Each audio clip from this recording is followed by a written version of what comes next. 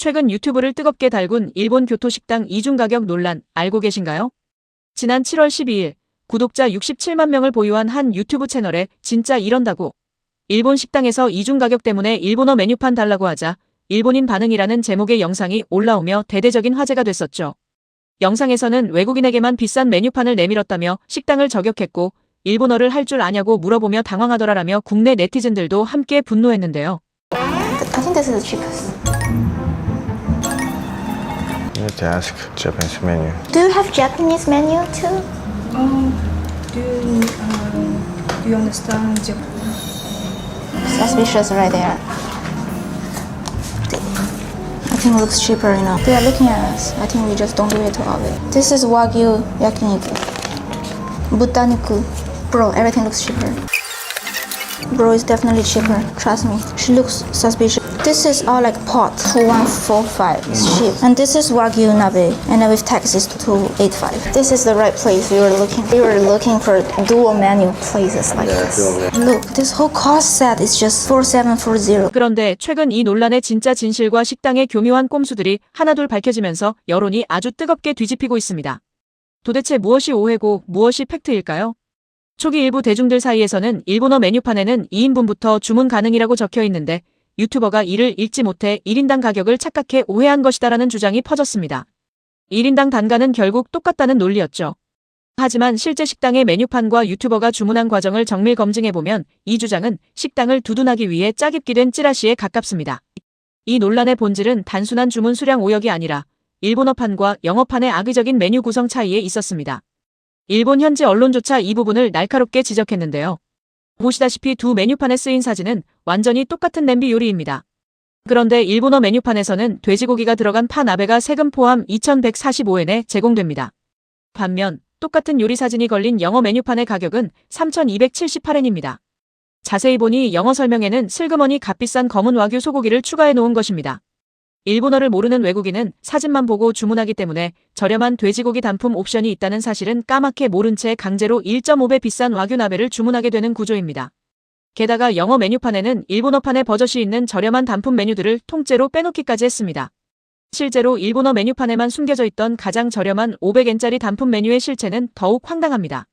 바로 밭에서 기른 일반 순물을 얇게 썰어 사시미처럼 내놓는 생야채 단품 안주였는데요. 보시다시피 얇게 썬 순무 몇 조각이 전부인데 이게 우리나라 돈으로 무려 5,000원에 달하는 가격입니다.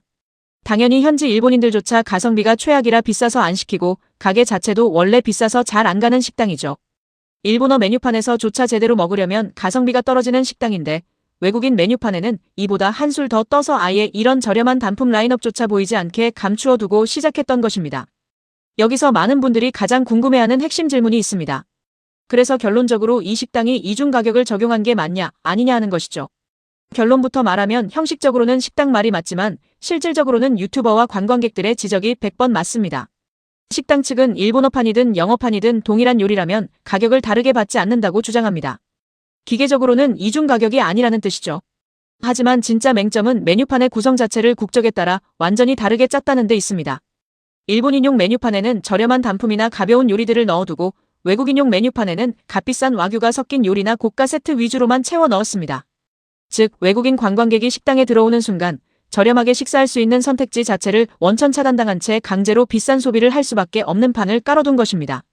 유튜버들이 조회수를 위해 다소 자극적이고 악의적인 톤으로 이중 가격 폭로라고 타이틀을 걸었지만 소비자의 관점에서 볼 때 이것이 교묘한 꼼수이자 외국인 전용 차별 요금판으로 느껴지는 것은 지극히 당연하고 합리적인 반응입니다.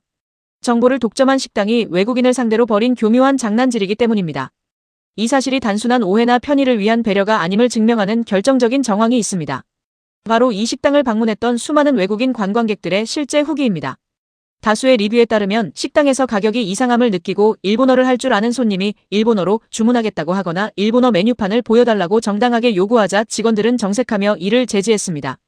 그러면서 외국인은 일본어 메뉴판으로 주문할 수 없으며 무조건 외국어 전용 메뉴판의 가격대로만 주문해야 한다고 강요했다는 내용이 쏟아졌습니다. 이것은 소통 편의를 위한 배려가 아니라 정보가 불투명한 외국인 손님의 처지를 악용해 저가 선택지를 강제로 차단하고 비싼 지출을 유도하려 한 명백한 외국인 차별 기만 영업입니다. 이게 바로 이번 사태가 폭발할 수밖에 없었던 진짜 본질인 셈이죠. 실제로 최근 일본 관광지들은 늘어나는 인바운드 관광객을 통제하겠다며 숙박세를 신설, 인상하고 있으며 입장료나 버스 요금을 외국인에게 더 비싸게 받는 공식적인 이중 가격제를 속속 도입하고 있습니다. 하지만 지자체가 법과 제도로 징수하는 세금과 달리 민간 식당의 음식값에 대한 내외국인 별도 요금제는 사회적으로 합의되거나 공식 적용된 규정이 전혀 아닙니다. 만약 여러분이 즐거운 마음으로 일본 여행을 가 식당에 앉았습니다. 그런데 나중에 알고 보니 내 메뉴판에만 비싼 와규가 강제로 섞여 있었고 일본인들은 훨씬 저렴한 돼지고기 단품을 골라 먹고 있었다는 사실을 뒤늦게 깨닫는다면 과연 먹고 싶은 생각이 들까요? 아무리 맛있는 음식이라도 배신감 때문에 얹히지 않을까요? 사실 해결 방법은 아주 간단하고 상식적입니다. 일본어 메뉴판의 레이아웃, 요리 사진, 구성을 100% 똑같이 유지한 채 글자만 영어, 한국어로 번역해서 보여줬으면 끝날 일이었습니다. 그렇게만 했어도 이런 불필요한 논란과 의혹은 애초에 태어날 일조차 없었습니다. 진짜 외국어 서비스 제공 비용을 따로 받고 싶었다면 꼼수 부리지 말고 메뉴판에 외국어 서비스 요금 10% 추가 같은 안내 문구를 투명하게 명시하는 것이 훨씬 떳떳하고 정직합니다. 번역만 해서 보여준다는 지극히 당연한 상식을 저버린 편법 영업이 결국 평점 테러라는 부메랑이 되어 식당으로 돌아간 것입니다. 하지만 식당의 기만적인 영업과는 별개로 이번 논란이 국내에서조차 큰 역풍을 맞고 있는 데는 또 다른 결정적인 이유가 있습니다. 바로 이 논란을 폭로한 유튜버의 평소 채널 성향 때문입니다. 이번 논란에 발단이 된 영상 또한 한국인 남성과 중국인 여성이 여행하는 구도로 시작되는데 평범하고 즐거운 여행을 보여주기보다는 여행 내내 현지 음식에 대해 불평을 일삼고 예민한 갈등 상황을 의도적으로 부각해왔습니다. 평소에도 자극적인 국가 간 갈등을 은근슬쩍 부추기며 조회수를 빨아먹던 레카형 채널이었다는 사실이 알려지자 국내 시청자들의 시선도 차가워졌습니다.